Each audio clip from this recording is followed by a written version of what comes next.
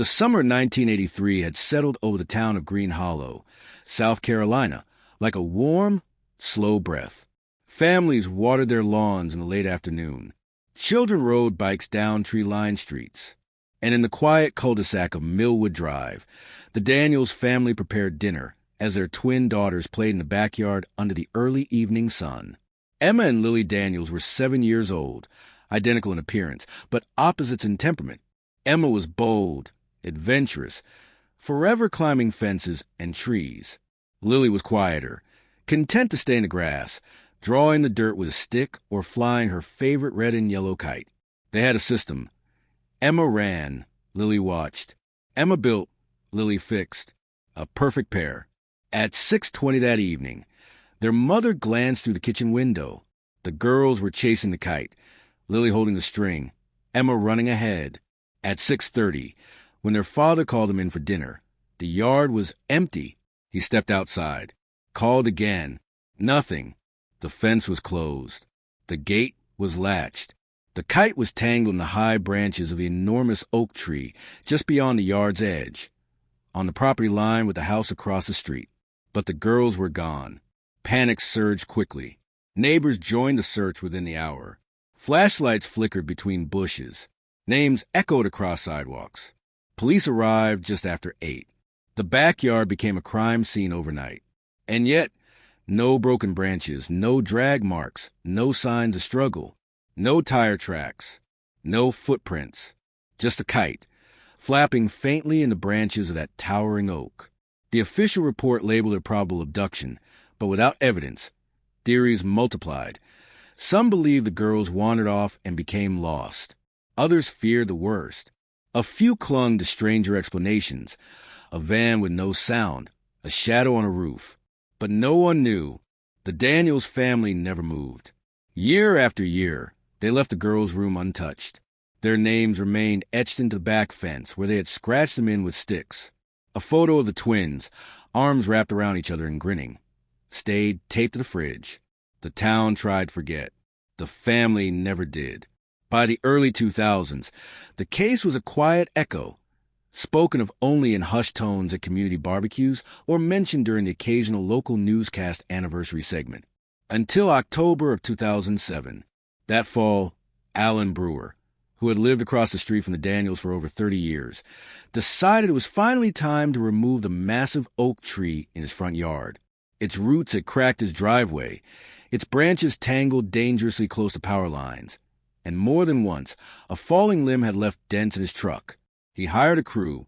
On the third day of the removal, as workers began pulling out the roots, they hit something unexpected. Not rock, not metal piping, but a box, wedged tightly into the thick, gnarled base where the roots had grown around it over decades. A small, rusted, rectangular container. Steel. One of the men pried it free. Dirt covered. Heavy. Curious. Alan popped it open on the spot. Inside, Polaroid photographs. Yellowed. And a single folded sheet of lined paper. The photos showed 2 girls, clearly young, clearly twins, playing on a swing, riding bikes, and in one, standing side by side holding hands with identical dresses and missing front teeth. Emma and Lily, unmistakably. The letter was written in uneven cursive. No signature. No date. Just words. I couldn't leave them with what was coming. I took them to safety. I changed their names. They are alive. I promise. This wasn't meant to hurt you. Alan staggered backward. He hadn't touched that tree since the 90s. The box had been hidden in the base for who knew how long. He called the police immediately. The case, long filed away in the basement of the sheriff's office, was suddenly alive again. Detectives re-examined the photos, scanning them for clues. One image showed a street sign in the distance. South Hill Lane, a road in a town over 2 hours away. The letter was studied for handwriting style, ink composition, and paper origin. The container itself was traced back to a brand of lockboxes sold primarily in the 1980s, often at hardware stores in the region. And quietly one investigator, Detective Nora Hensley, focused on the phrasing, "I took them to safety. I changed their names." She requested access to state-level Child Protective Services records from the early 80s. And within weeks, she found something odd. Two girls, both age 7, admitted into a children's shelter in Columbia, South Carolina, in July of 1983, 3 days after Emma and Lily disappeared. No last name, no birth certificates. Both were given new names. Both listed as found, wandering near a shopping center. No follow-up investigation. No family ever claimed them. Their file had been closed by 1985. They had been adopted, separately, raised under different names, different lives, never knowing where they'd come from. Detective Nora Hensley stared at the case files, her fingertips pressed against the yellowing pages. Everything matched. The physical descriptions, the timeline, even their mannerisms as described by early shelter workers, one bold, the other quiet. Like mirror images turned just slightly out of alignment. She requested the adoption records. They had been sealed for decades, as was the law at the time. But given the extraordinary circumstances, and with a court order, the state agreed to unseal them for law enforcement review. The names given to the girls were Rachel and Samantha. Different surnames, different towns, raised by different families. They had no memory of their birth names, no knowledge of each other, and no idea they had once been twins. Rachel now lived in Spartanburg, South Carolina, working as a graphic designer. Samantha lived nearly 2 hours away in Charleston, employed at a veterinary clinic. Both women, now 31, had lived stable, quiet lives. Detective Hensley approached them carefully, beginning with Rachel. They met in a coffee shop downtown. Rachel, skeptical at first, listened in silence as the detective explained what they'd found: the tree, the photographs, the letter, the adoption records. When shown the photo of Emma and Lily from a 1983 case, Rachel froze. Her eyes filled with tears. "I don't remember this," she whispered. "But that's me. I know it is." She agreed to a DNA test that same day. A week later, Hensley visited Samantha. Samantha was more guarded. She had always known she'd been adopted, but no one had ever offered her details. Her adoptive parents had passed away years earlier. When told she may have a twin sister, she grew quiet, then asked, "Where is she?" When she saw the photo, she said, "That's the face I've seen in dreams." A second DNA test was taken. The results were definitive. Rachel and Samantha were Emma and Lily Daniels, twins, missing since 1983, alive, safe. But for all the answers that the discovery brought, it also raised deeper questions. Who had taken them? Why had they been placed in a shelter instead of being found and returned to their parents? Who had written the letter and buried the box at the base of the tree? The answers came from an unexpected place. An aging former employee of the children's shelter, Martha Reynolds, now retired and living in Columbia, read about the case after it made the local papers. She contacted authorities and requested a meeting. In her home, surrounded by boxes of old records and faded photographs, she told them what she remembered. "I didn't know their real names," she said. "They were brought in by a woman, maybe in her 50s. She said she had found the girls near a bus stop, said she was afraid to go to the police. She wouldn't give her name, just left them and walked out the door. Martha had kept quiet, she said, because the system was overwhelmed at the time, and because no one asked too many questions when children appeared without explanation. She hadn't wanted to stir anything up, but what she had never told anyone was that, about a week after the girls arrived, she received an envelope in her work mailbox. No return address. Inside, a note: "Thank you for taking them. They needed to disappear to be safe. You did the right thing. Don't ask questions." The handwriting was nearly identical to the letter found in the box under the tree. Authorities believed the same person, whoever took the girls, had anonymously ensured they entered the system without triggering red flags. A terrible act, perhaps meant with protective intent, and yet it shattered a family for decades.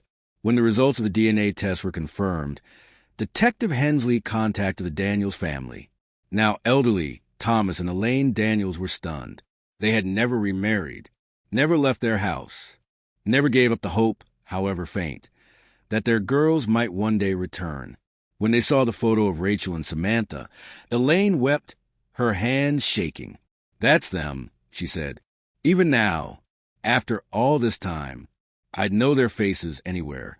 The reunion was arranged for a quiet Saturday in late November. No cameras, no reporters, just a single room at a local community center. Rachel and Samantha entered together, walking slowly. Their parents stood near the back. Thomas stepped forward first. Then Elaine.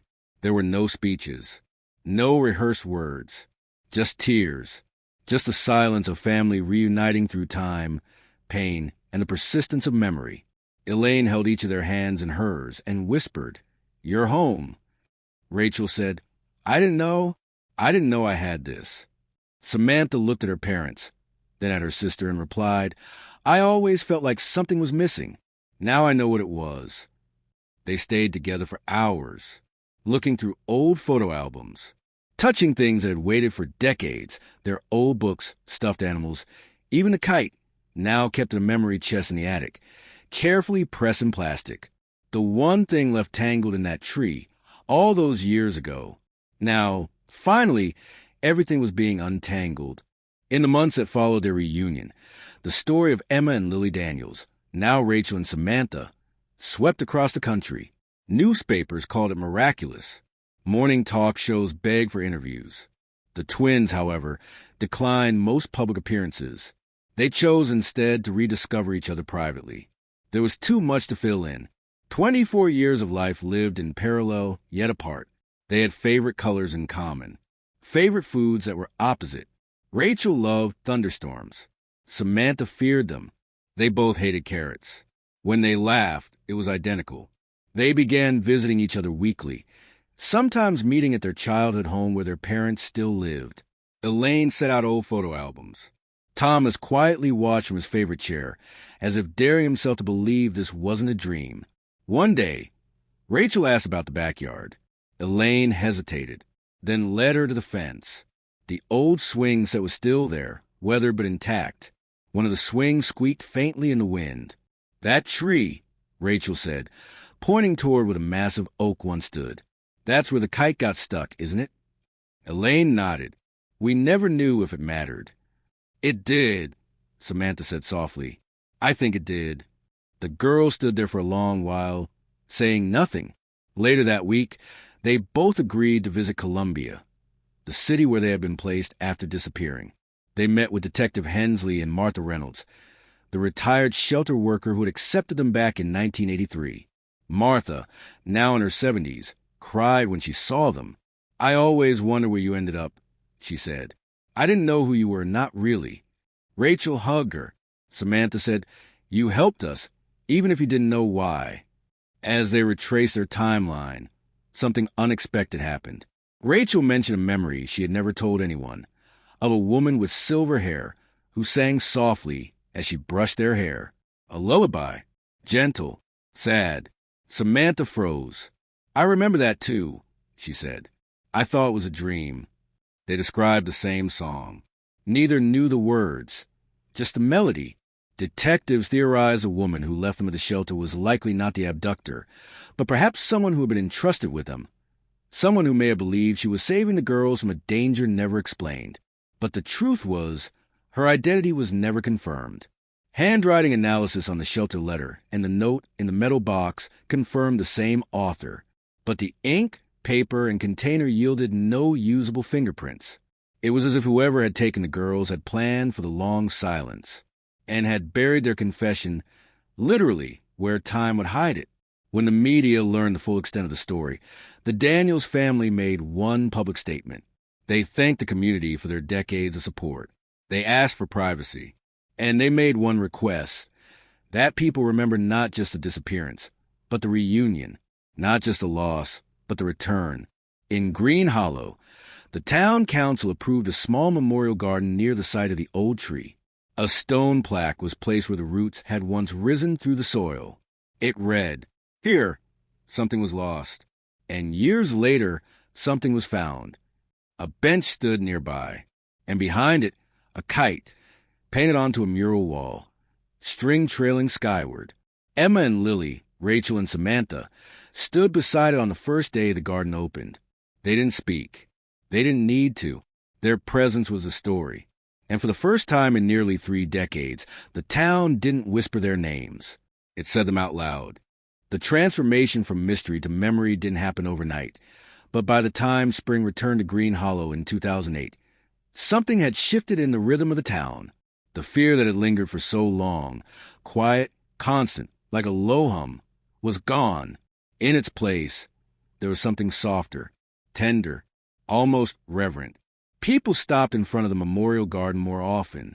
They left flowers, paper kites, sometimes just stones with the initials E+L painted in blue and red. Rachel and Samantha continued rebuilding their relationship, and not just as sisters, but as women discovering who they were with the full story finally in view. They began journaling together, piecing together old memories, comparing childhoods that had mirrored each other from a distance. They visited places their parents had always planned to take them as children: the zoo in Columbia, the lighthouse at Folly Beach, the aquarium in Charleston. They called it their unfinished list.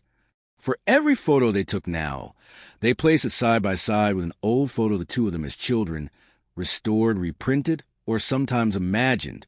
In June of that year, they held a small celebration at their parents' home, a private family event marking 1 year since the reunion.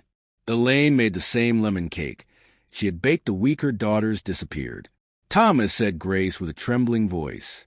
At the end of the meal, Rachel stood and made a short toast. "We lived full lives apart," she said, "but we were never really whole, not until now." That summer, Samantha discovered something unexpected while going to the attic of her adoptive parents' house. Inside a wooden jewelry box was a folded napkin with 2 sets of handwriting. One, clearly a child's, the other an adult's. The child had written Lily plus Emma and drawn 2 stick figures holding hands. The adult's handwriting said, "You'll always be together, even if the world forgets." It was dated July 1983. No one knew how it got there. Her adoptive parents had never mentioned it. It was impossible to know whether it had come from the same woman who dropped them off at the shelter or someone else involved in transition. But the fact that the names Emma and Lily had been written, long before the truth came to light, was enough to raise the hairs on the back of Samantha's neck. She gave the note to Detective Hensley, who had remained in contact with the family. Hensley added it to the case archive, noting it as unexplained but significant. The case officially remained unsolved. No charges were filed. The identity of the woman who left them at the shelter was never determined. No DNA, no fingerprints, no living witnesses came forward. But the family accepted that some questions were meant to remain unanswered. What mattered most had already returned. In September, the town hosted a modest community event, a children's kite festival. Rachel and Samantha were invited as guests of honor, but chose to participate quietly instead, blending into the crowd. They helped kids untangle strings, tie tails, and launch their homemade kites into the late afternoon breeze.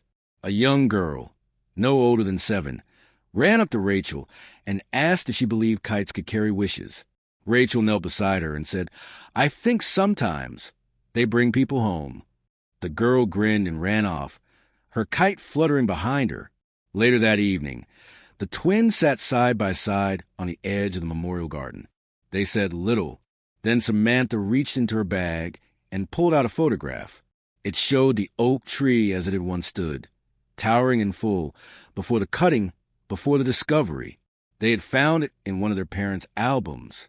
She turned it over. Elaine had written on the back, years ago, "This tree saw them last." Rachel smiled. "Now it's seeing us again," she said. The wind rustled through the garden, and high above, dozens of paper kites danced across the sky, their strings like threads pulling together all the moments that had once been torn apart. Time did what it always does. It moved forward. But for the Daniels family and for the town of Green Hollow, the reunion of Emma and Lily was not just a personal miracle. It became a symbol. In the years that followed, Rachel and Samantha didn't fade back into anonymity. They didn't seek fame either. Instead, they chose something different: service. Together, they co-founded a small nonprofit called Second Branch, named in honor of the oak tree that had silently held their secret for nearly a quarter of a century. The organization focused on reconnecting separated siblings, especially those adopted through closed systems or lost in bureaucratic loopholes. They spoke at private conferences, wrote essays, quietly offered their story to families going through the unthinkable. But more than anything, they listened at a support group they helped organize in Colombia. One woman stood and said, "You give me hope that maybe my sister's still out there." Samantha replied, "I used to think memory was the only way to stay connected, but sometimes the bond survives even when memory doesn't." By 2012, the town of Green Hollow had incorporated the Daniels story into its own quiet identity. Each year on July 19th, the day the twins were officially confirmed alive, the town held a gathering in the Memorial Garden. Not a vigil, a celebration. Families brought kites. Children read poems. And each time, Elaine and Thomas Daniels stood in the front row, side by side with their daughters. Elaine once told a local reporter, "I used to think the story ended in 1983. I had no idea we were only at the middle." The identity of the woman who had taken the twins, hidden them, renamed them, and ensured they were placed safely into the system was never uncovered. But one final piece of the mystery came years later, tucked inside the back cover of a thrift store book discovered in Charleston. The book, Charlotte's Web. Inside was a handwritten dedication. "To my girls, I hope the world is kinder to you than it was to me. Fly high. Stay together. Love, M." The handwriting matched the letter found inside the tree. Rachel and Samantha framed the note, but chose not to search further. "She was part of the reason we're still here," Rachel said. "That's enough." Thomas and Elaine, now in their 70s, still live in the same house.